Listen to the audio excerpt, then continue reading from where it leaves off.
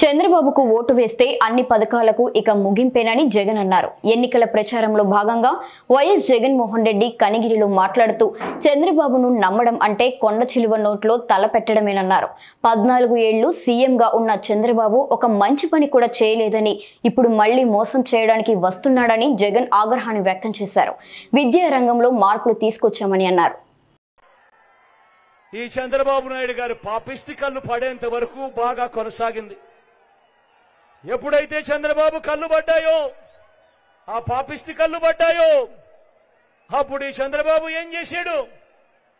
తన మనిషి అయిన నిమ్మగడ్డ రమేష్ చేత వాలంటీర్లు ఇంటికి పోకూడదట, వాలంటీర్లు పెన్షన్ ఇవ్వకూడదట అని చెప్పి కేంద్ర ఎన్నికల కమిషన్ కు తానే దగ్గర ఉండి సిఫార్సు చేయించి వాళ్ళతో ఉత్తర్వులు ఇప్పించాడు. నా అవ్వాతాతలకు ఇంటికే పెన్షన్ వాలంటీర్లు ఇవ్వకూడదట అని. అంతటితో ఆగిపోలేదు ఈ చంద్రబాబు పాపిష్టి చేష్టలు అంతటితో కూడా ఆగిపోకుండా, ఇంకా కడుపు మంట చల్లారకుండా ఈ పెద్ద మనిషి ఏం చేశాడు?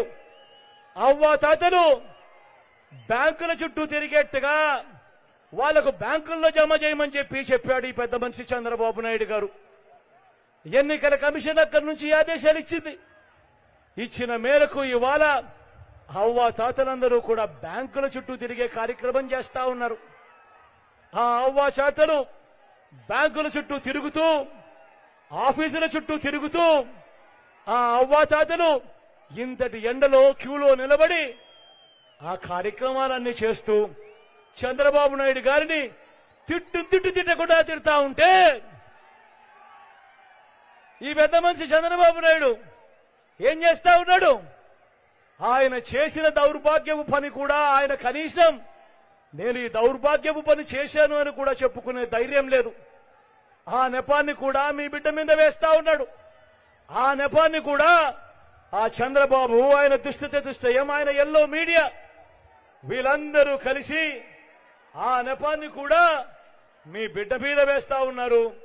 ఆ ఈనాడు కథలు చూస్తే, ఆ ఆంధ్రజ్యోతిలో టీవీల్లో చూస్తే, ఆ టీవీ ఫైల్లో చూస్తే అసలు వీళ్ళంతా మనుషులేనా అని చెప్పి అనిపించేంత దారుణమైన రాజకీయాలు చేస్తా ఉన్నారు ఈ రోజు ఇక్కడ.